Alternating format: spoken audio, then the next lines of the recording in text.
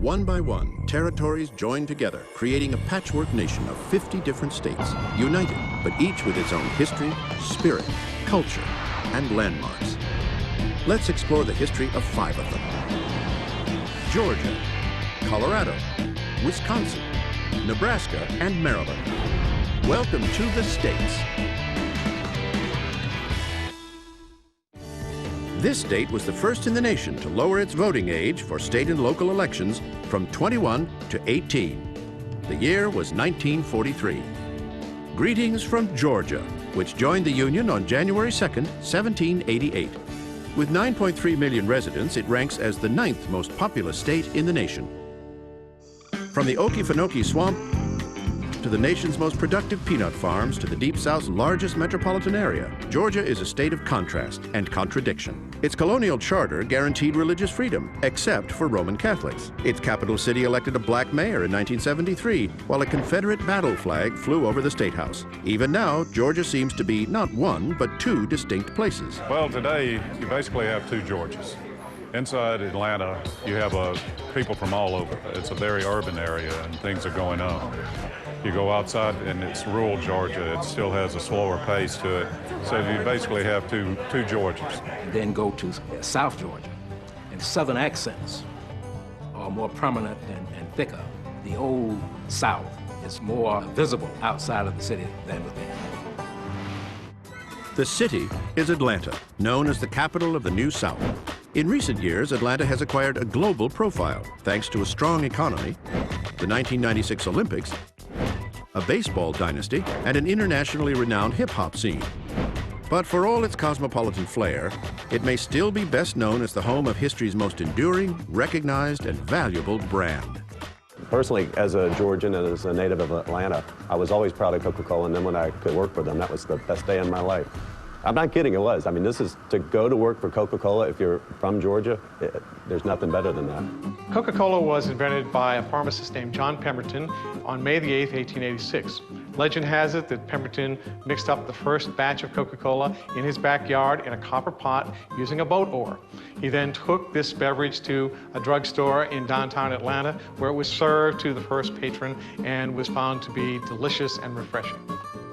We started with 1 ounce of Coca-Cola syrup, added 5 ounces of carbonated water, jerking the handle back and forth to create a stream that mixed the Coca-Cola for me. And that's where I got my name as a soda jerk, from jerking the handle back and forth.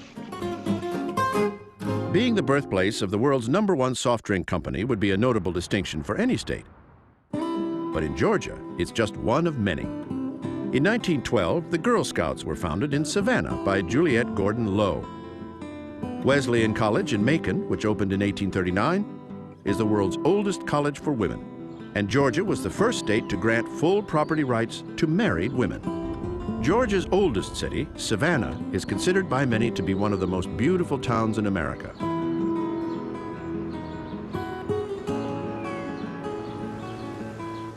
It was also the nation's first planned city. Founded in 1733 by philanthropist James Oglethorpe, Savannah was laid out on a grid of central squares, providing large open spaces for public gatherings and military maneuvers, which were then critical to the city's defense. Georgia was created as a colony. It was a buffer colony between the valuable plantation lands of the Carolinas and Spanish Florida, who was the enemy of Great Britain. Another first for Georgia came in 1785, when Athens became the home to the first state-chartered university in the young nation. There was a feeling that, it's kind of a Jeffersonian feeling, that you needed to have an informed, educated citizenry. So the momentum to build what would become the University of Georgia originated as a result of the American Revolution. Officially, Georgia is known as the Peach State, even though it trails both California and South Carolina in the production of that famous fruit. But Georgia, and Georgia alone, holds the bragging rights for another culinary favorite. It's the sweet Vidalia onion. And it only grows in one place, the farmlands of southern Georgia. You can't find it anywhere else in the world. The type of soil they have that gives it the unique characteristics of the onion, the sweet onion.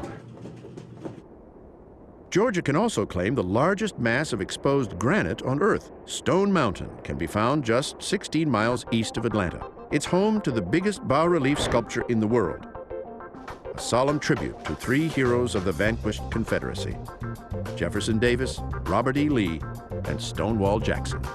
One of the most unusual things that our guests are surprised to learn is the Confederate memorial carving is actually larger than Mount Rushmore.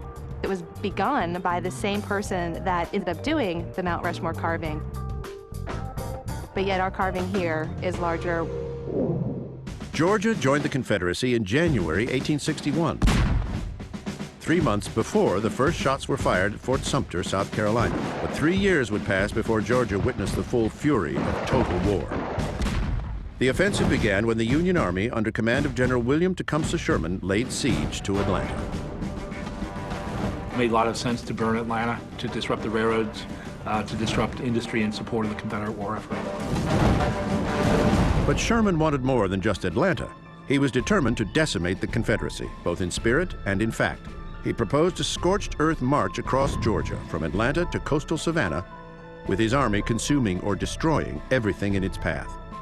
Initially, however, Sherman's plan met with resistance from President Lincoln, who was up for re-election. If the campaign backfired, it would have considerable political consequences. Lincoln himself that summer predicted that he would not get re-elected as his party's standard bearer. The president asked Sherman to stall his march until after the general election in November 1864. It worked. Lincoln won, and Sherman's march to the sea was on. The Union columns advanced with devastating fury. Railroads were uprooted, buildings and bridges were burned, storehouses were raided, slaves were freed and joined the rear guard of the march. Sherman himself noted at the end of the march that over the course of the month or so that they were in the field, his soldiers succeeded in coming up with $100 million worth of materiel that had been in the Georgia countryside, taking 20 million of it to their own advantage and destroying 80 million worth of goods. Some 70 years later, the fall of Atlanta and the destruction of Georgia was brought back to life in one of the 20th century's most popular novels, Gone with the Wind. It was the first and only book ever written by Margaret Mitchell. Margaret Mitchell is a native Atlantan. She won the Pulitzer Prize for Gone with the Wind in 1937. But when she wrote the book, she wrote it in secret. She never intended to be published. She never intended to show anybody else. She had grown up hearing stories about the Civil War her entire life, and she wrote down the stories that she'd heard and formed what has become a phenomenon throughout Georgia, the United States, and the world. When Mitchell's novel was published in 1936, the South was still tainted with the prejudice and segregation that had outlived the Civil War. A tide of racial change, however, was beginning to build, even though its greatest future leader was still a young boy living in this Atlanta home. Martin Luther King Jr. was the son and grandson of Baptist ministers who helped shape his views on race. But King's true mentor was a man he met at Atlanta's Morehouse College, Benjamin Mays. Like a lot of ministers' kids, Dr. King at first didn't really want to go into ministry himself. He wanted to be a lawyer. But then Dr. Mays was also an ordained minister, and he was president of Morehouse, great educator, great speaker. Quite literally, Dr. King would not have become a minister without meeting Benny Mays. Dr. Mays was not an activist in the strictest sense of the term. The strength of his message was his oratory and his writings, in which he came down very, very forcibly against segregation and discrimination. These were not the things that the country as a whole, let alone the South, were ready to hear. In 1955, Dr. King was a key organizer of the Montgomery, Alabama bus boycott, a groundbreaking civil action that lasted just over a year. King once again turned to Benjamin Mays. When the Montgomery bus boycott was beginning, proceeding, Dr. Mays was called upon by Dr. King for advice as to strategy and direction. It was Dr. Mays who urged King to continue working for a nonviolent solution. The strategy worked. On December 21, 1956, the United States Supreme Court declared the laws requiring segregation on buses unconstitutional. After Martin Luther King's assassination in 1968, his old mentor, Benjamin Mays, delivered the final eulogy from the chapel on the campus of Morehouse College. He drew no distinction between the high and the low, none between the rich and the poor. He belonged to the world and to mankind. Now he belongs to posterity. The courage of men like Benjamin Mays and Martin Luther King Jr. continues to inspire Georgia today. Their lasting ideals are echoed in Atlanta's unofficial slogan, "The city that's too busy to hate." This most mountainous state was once called the Switzerland of America. It's home to Leadville, at 10,430 feet above sea level, the highest incorporated city in America. Greetings from Colorado, which joined the Union as the 38th state on August 1st, 1876. It ranks 22nd in population, with 4.6 million residents. You want to be outside in Colorado because we're a mile high, and yeah, you have to be in pretty good shape because the air's a little bit thinner up here, but you get out in the mornings and you feel that cold, crisp air, and it induces you to get out and be active and want to do something and be outside. Of all the 50 states, Colorado is the highest above sea level. Its terrain averages an elevation of 6,800 feet, and no fewer than 54 of its mountains top the 14,000-foot mark. To dedicated climbers, these peaks are simply the 14ers. Of those 14,000-foot peaks, Pikes Peak is the most famous, and it was immortalized by Catherine Lee Bates, an English teacher, in the 1880s. When Catherine Lee Bates hiked up the mountain of Pikes Peak, she looked around her and was really inspired by what this vista told her about the United States, and she was inspired to write America the Beautiful after that hike. And everything that's in the song is everything that she saw up there. The amber waves of grain and the purple mountains' majesty, that's where it originally came from. When those majestic purple mountains turn white every winter, millions of skiers flock to Colorado slopes for the famously dry and fluffy snow. Aspen, Telluride, and Vail offer world-class skiing, providing that famous Rocky Mountain High. So it was no surprise when Denver was selected as the host city for the 1976 Winter Olympic Games. But in an unprecedented action, Colorado voters gave the Games the cold shoulder, citing concerns for the environment. A century earlier, the same crisp mountain air that skiers can't resist made Colorado a haven for those suffering from the scourge of the 19th century, tuberculosis. One of the ideas that many doctors had was that high elevation and dry air would cure tuberculosis, and what better place for that than Colorado? Of those who sought the cure, none was more infamous than John Henry Holliday. A dentist turned gambler and gunfighter, he was better known as Doc Holliday. Holliday almost certainly had some experience with Colorado jails, but he never saw anything like the administrative maximum facility in Florence, the so-called Alcatraz of the Rockies. Opened in 1994, it's the federal government's only super-max prison, and it houses some of the highest-profile criminals in recent history. Unabomber Ted Kaczynski, Oklahoma City bombing conspirator Terry Nichols, and 9/11 conspirator Zacarias Moussaoui. Less than an hour's drive from Supermax, you'll find another unique institution with a much more noble reputation, the United States Air Force Academy in Colorado Springs. Established in 1955 at the height of the Cold War, the Academy symbolizes the importance of strategic air power in the modern military. But like the other service schools, Wild Blue U, as it's sometimes called, has its own peculiar customs. The tradition here is that all the freshmen would have to run on the outside strips of the terrazzo. While upperclassmen walk freely on the main campus quad, every time lowly freshmen enter the area, they must run double time at right angles along its borders. The purpose is to instill discipline and camaraderie. Running the strips is supposed to build officers of character because it's putting you through hard times, getting used to life in the military. Colorado has a knack for attracting the best and the brightest, no matter what their chosen profession. In fact, Colorado is regarded as one of the 5 most educated states in the nation. There are many industries that draw highly educated people to Colorado, ranging from the federal government to the aerospace industry. Rocket scientists often have advanced degrees. But Colorado is perhaps better known for its rough and tumble side, cowboys. America's first organized rodeo was held in Deer Trail, Colorado on July 4th, 1869. One of the most exciting events that day was a bronco busting contest featuring a fiercely wild horse named Montana Blizzard. Now, there were black cowboys, there were Mexican cowboys, there were plenty of cowboys from all parts of the United States. But interestingly enough, Emil Gardenshare, an English cowboy, managed to ride Montana Blizzard the longest. For 15 minutes, there was a blur of horse and rider. And at the end of the 15 minutes, he was still atop the horse. He's acclaimed the grand champion, Broncbuster of the Plains. My view of rodeo guys is that they're crazy. At least we got to have shoulder pads on and helmets on, and people say football players are tough. I think the cowboys are the tough guys. The gold and silver boom of the 1860s brought in thousands of fortune seekers who added to Colorado's rugged image. Yet that era also gave the state one of its most dignified institutions, the Denver Mint. The Mint began way back in 1859 as a private bank, Clark Gruber and Company, which would buy up gold dust from the miners and turn that into $5, $10, and $20 gold pieces. In 1862, the U.S. Treasury bought Clark Gruber and Company for $25,000 and reopened it later as a government operation. Today, the Mint has an average daily output of 50 million coins. Denver Mint claims to produce more coins than any other mint in the world, so the next time you check your quarter, look for a little D on the front.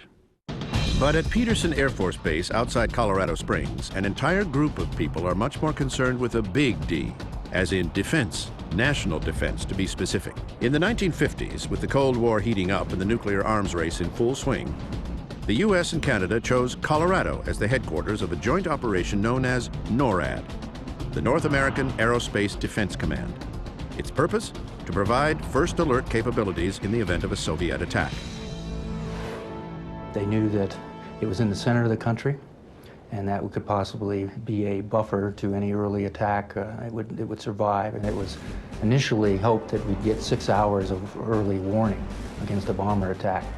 In 1963, the ongoing threat of a nuclear strike prompted NORAD to move its command and control center to a massive bunker 1,000 feet below ground.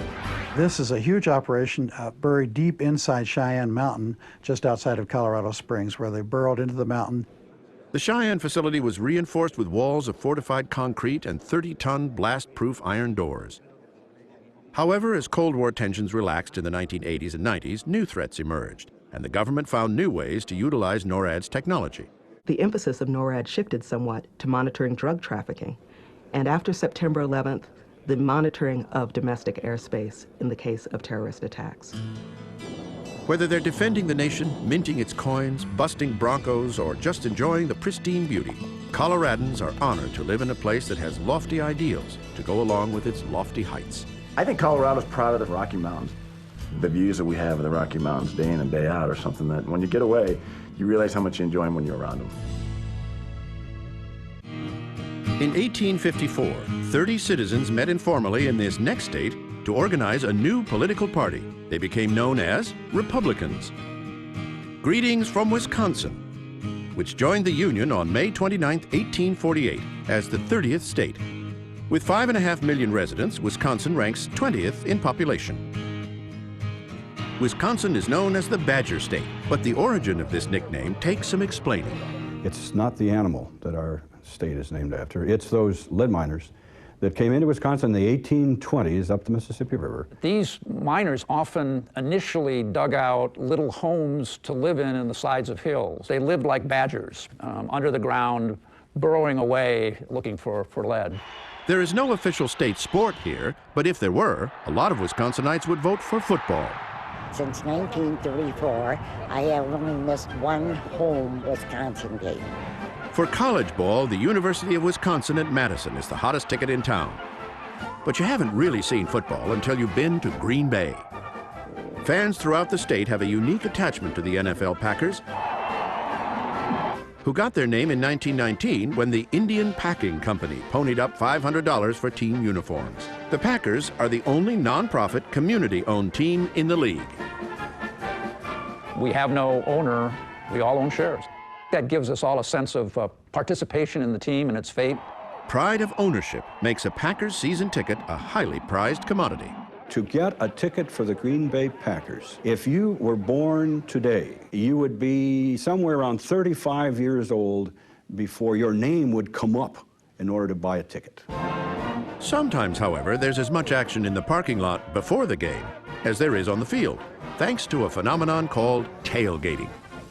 I think the one thing that separates our area from any other place, is tailgating. You can come into the parking lots on the day of a game and see anything from weddings to bar mitzvahs to maybe a birth. There's no place that tailgates like they do here. Everybody has their own style of tailgating. I think that in Wisconsin, maybe we take it to another level. Just got a 26-inch plasma screen TV, satellite dish, tappers that dispense beer. Last week we just put a grill on the hitch. Anything you need for a tailgate. Around here, bratwurst is one of the preferred staples for tailgating. Small wonder, since Wisconsin is known as the bratwurst capital of America. Ussinger's famous sausage once held the record for the longest brat in the world. We made a 62-foot long bratwurst for our 125th anniversary that we served at German Fest. 20-plus yards of brat calls for a lot of mustard, and you'll find the world's largest collection in Mount Horeb. We have over 4,700 different mustards from all over the world. Wisconsin does have a few more notable distinctions. The Harley-Davidson motorcycle was invented here in 1901 by two childhood friends from Milwaukee, William Harley and Arthur Walter Davidson.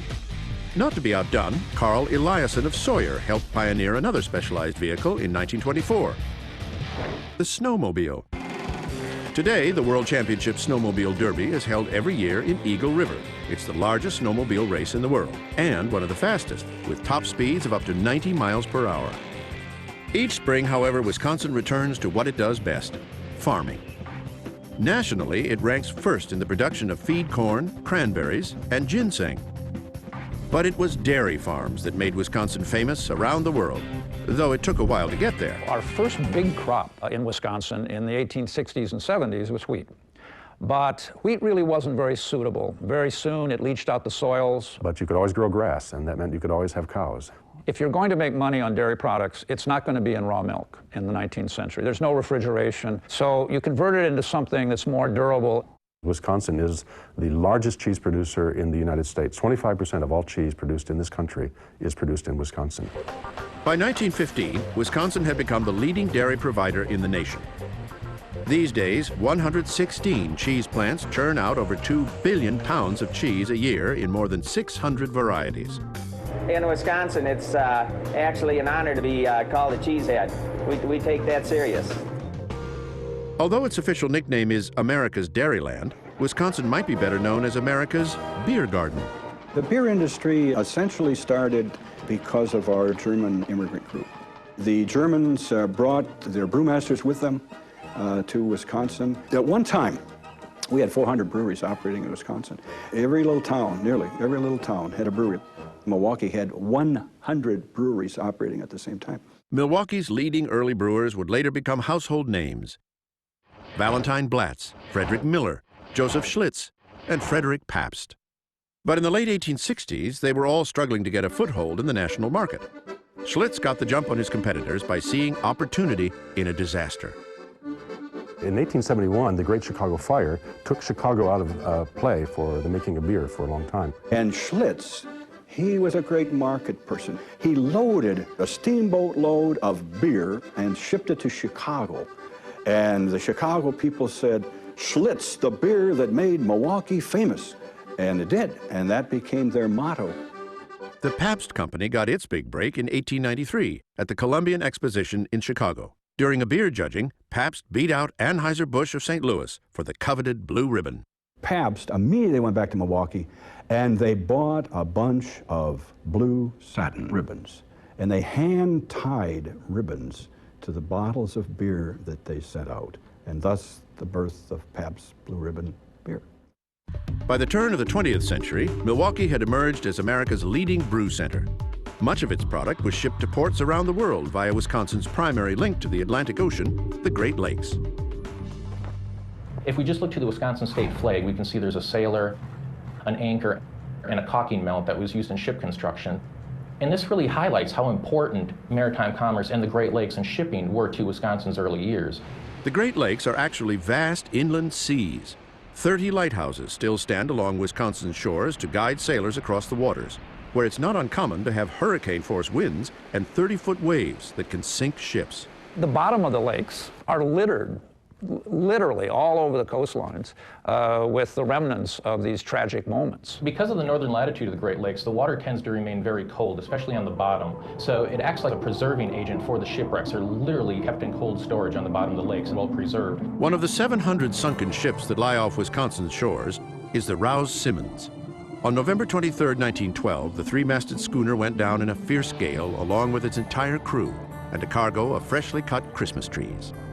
Almost 60 years later, divers discovered the ship nearly intact resting in 165 feet of water. Diving the Rose Simmons is a fantastic experience because as you're coming down the mooring line, literally you see the wreck open up below you and you can literally touch a piece of 19th century history before you. The Christmas trees themselves are still stacked neatly in the hold just as they were in 1912. Diving Wisconsin's frigid waters may seem daunting to some, but the state's cold climate is something locals embrace. Just one more reason to love their home state. The places that surround Wisconsin, Illinois and Minnesota and places like that, the people that live in those states say, you know, when you ask them why they live there, they said so they can be close to Wisconsin, you know. So that's why they live there. In 1872, the barren plains of this next state inspired a special tree planting day. Arbor Day is now recognized nationwide, but only here is it celebrated as a legal state holiday. Greetings from Nebraska, which became the 37th state on March 1st, 1867. It has a population of 1.7 million, ranking it 38th in the nation. When you think of the Cornhusker state, you almost automatically think of farming. Not surprisingly, corn is Nebraska's #1 crop, and much of it gets converted into the state's top commodity, corn-fed beef. In fact, the state has more cattle than people and is among the nation's top 5 cattle producers. But Nebraska's impact on the American diet goes beyond hamburger and steak. One of the early things that we came up with was called Kool-Aid. The Swanson frozen dinner, which became the TV dinner, was produced in Omaha. But the one that most people think of is the Reuben sandwich. It is thought to have come from the Blackstone Hotel in Omaha, where a cook there devised it. One of Nebraska's more unusual distinctions is this vertical junk pile of 38 cars, just outside of Alliance. It's called Carhenge because it is an astronomically accurate recreation of England's famously mysterious ancient monument, Stonehenge. A different kind of unusual is Nebraska's unique system of government. Since 1937, it's been the only state in the nation with a nonpartisan, unicameral, or single-house legislature. The prime mover behind the idea was U.S. Senator George Norris. He believed a single house, elected without regard to party affiliation, would be more economical, efficient, and honest. He was interested in opening up the governmental process, making government more transparent, making it more accessible, making it less subservient to special interests. One of his famous lines was, in a two-house legislature, he said, the politicians hold the checks and the lobbyists hold the balances. Aside from politics, there's one other thing that sets Nebraska apart: farmland, and lots of it. A whopping 93% of the state's land is used for agriculture. So it's hard to believe that an 1819 explorer described this territory as a land wholly unfit for cultivation. The area once dismissed as the Great American Desert eventually became a place of bounty. John Deere's invention of the cast steel plow in 1837 made busting Nebraska's prairie sod possible and helped spark nothing less than an agricultural revolution. In 1862, nearly 40 million acres of Nebraska territory was opened up by the Homestead Act. Land was snapped up by thousands of applicants, including territorial residents and newcomers alike. If you were 21 or the head of a household or married, you could apply for a homestead, which was a quarter section of land. You would pay a filing fee of $10. Then after proving up, you would get this land literally free of charge. Daniel Freeman, a soldier in the Union Army who wanted a homestead in southeastern Nebraska, was the very first to file a claim under the new law. He convinced the registrar of the land office to open up just after midnight, January 1st, when the Homestead Act went into effect, so that he could file his claim and still get to his post the next day. Single women also responded to the call of free land. The Chrisman sisters of Custer County were among the earliest homesteaders. Women who wanted to take under the Homestead Act were certainly entitled to, but they had to be a head of household, which meant they had to be single. And so women, in some cases, delayed marriage during the 5-year proving up periods to be able to take under the Act. African Americans were also able to take advantage of the opportunity. The first was Nebraskan Robert Anderson in 1886. And by the time of his death in 1930, he will hold more than 2,000 acres of Nebraska land, and he will die the largest African American landowner in the state. Homesteaders led a rugged existence. They lived in sod houses and slept on rope-strung beds, which incidentally may have given us a well-known nighttime salutation. Sleep tight Don't let the bed bugs bite is a saying that, we still say today. It's because the rope beds, after they've been slept on a while, would start sagging in the middle, and so they'd have to tighten their beds, and that's where the term sleep tight comes from. And bed bugs don't need much of an explanation, do they? By the 1880s, the homesteading farmers had helped bring Nebraska's Wild West days to an end.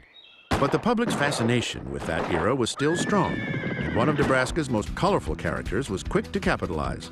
His name was William Frederick Cody, the legendary Buffalo Bill.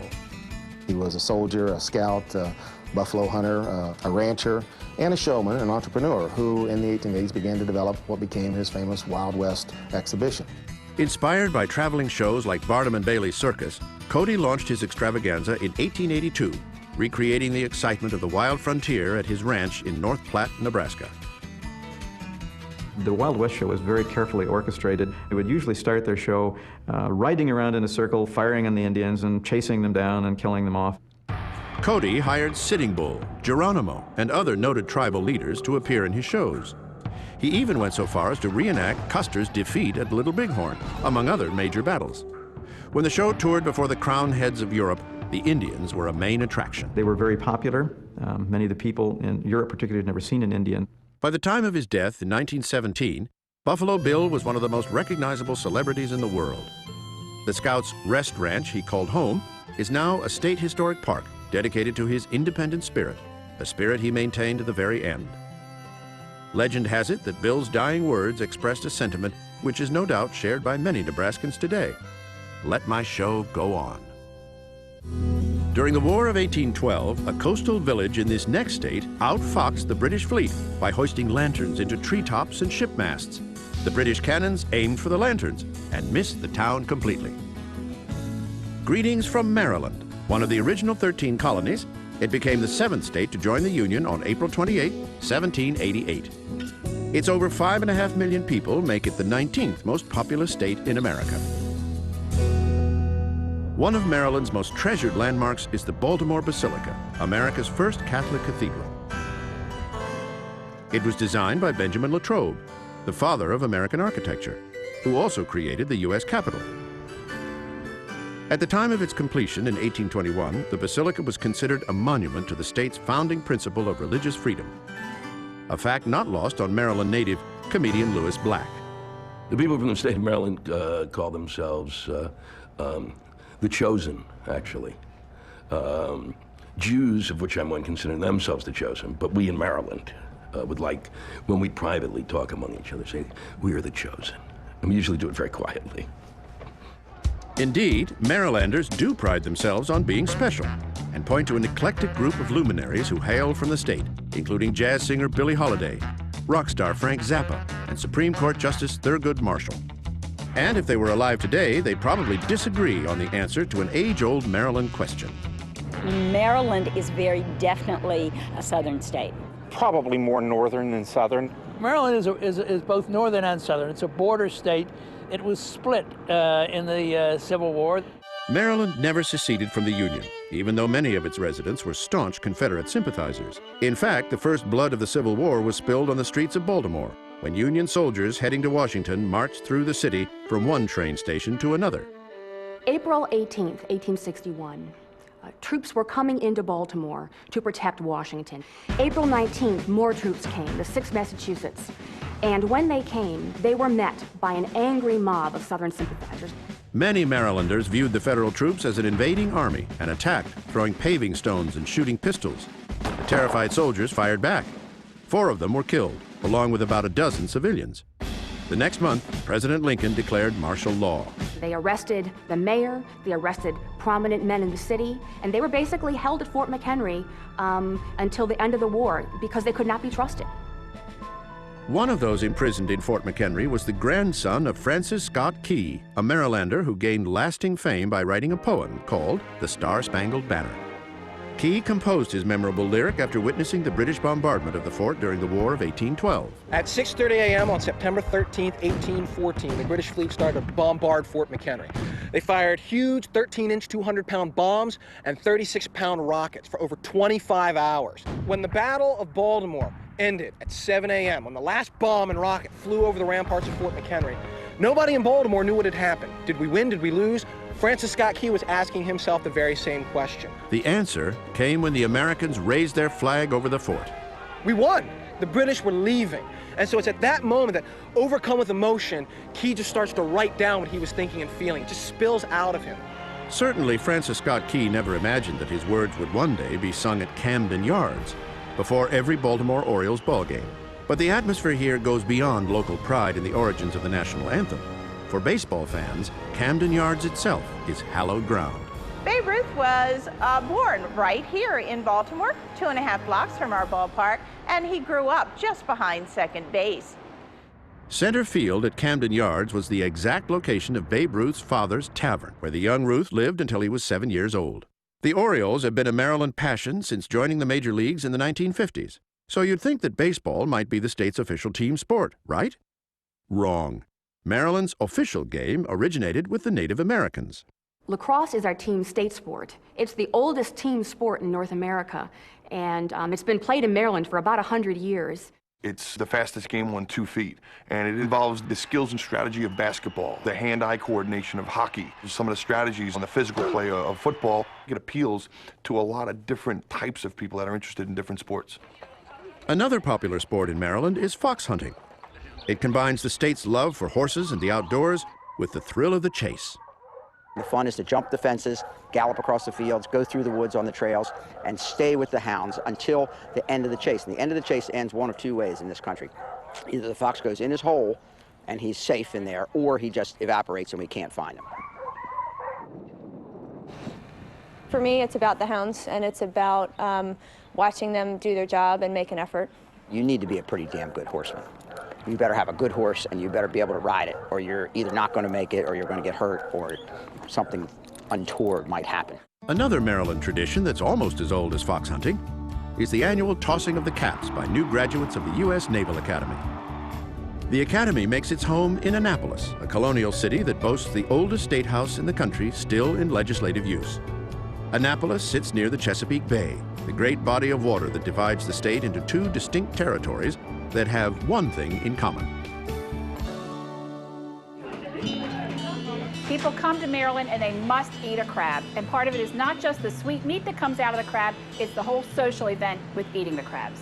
There was a slogan, and it must have been for about 8 minutes, and which was "Maryland is for crabs," which was really, even a 15-year-old would get that there's some sort of a very bad kind of innuendo there that is totally unnecessary for a state to put on itself.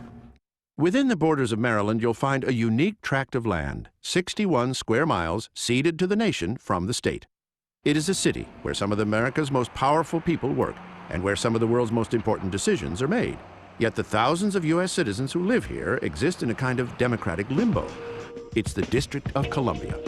We have the burdens of statehood without any of the prerogatives and privileges and fundamental rights of all of those other states in the Union. Some people say they want Washington, D.C. as a 51st state. I say I want Washington, D.C. to have full representation, which would basically make us a city-state in that we would have 2 senators and a voting congressional representative. The district is represented by 1 member of Congress, now in her 8th term. But while Eleanor Holmes Norton carries the responsibilities of office, can vote in committees, and is called Congresswoman, she does not have the right to vote on the House floor. In this most essential, basic right in a democracy, the right to vote, to have somebody to vote one way or the other before people are sent to war. That right, District of Columbia residents have never had. Over the years, various plans have been put forth that fall short of full statehood but would allow D.C. citizens a voice in Congress. It's even been suggested that the city should be given back to Maryland. But so far, the idea has received little support. For the moment, the state and the district remain separate entities, joined together in spirit by a common heritage and history.